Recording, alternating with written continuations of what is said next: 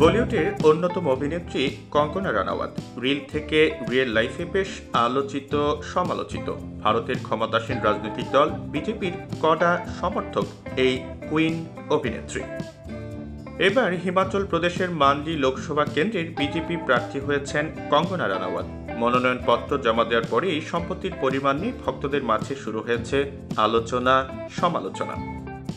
কঙ্গনা হলফনামায় জানিয়েছেন যে তার বাড়ি গাড়ি থেকে শুরু করে প্রায় 91 কোটি টাকা রয়েছে, পাশাপাশি প্রায় 17 কোটি টাকার দেনা রয়েছে এই অভিনেত্রী। সাম্প্রতিক এই হলফনামা থেকে জানা যায় যে মুম্বাইয়ে 3টি বাড়ি সহ প্রযোজনা সংস্থা রয়েছে তার। একটি বাংলো রয়েছে যার আনুমানিক মূল্য প্রায় 15 কোটি টাকা।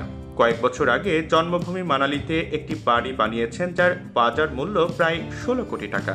চণ্ডীগড়েও বেশ কিছু সম্পত্তি রয়েছে তার। এছাড়া কঙ্গনার প্রায় 6.5 কেজি গয়না রয়েছে এবং রূপো রয়েছে 60 কেজির মতো, যার মূল্য প্রায় 50 লক্ষ টাকা।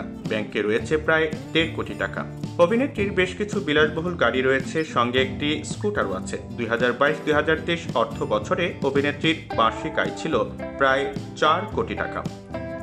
প্রসঙ্গত, কঙ্গনা রানাওয়াত 3 বার জাতীয় চলচ্চিত্র পুরস্কার এবং 4 বার ফিল্মফেয়ার পুরস্কার পেয়েছেন। 5 বার ফোর্বস ইন্ডিয়ার সেরা 100 সেলিব্রিটির তালিকায় জায়গা করে নিয়েছেন এই কুইন।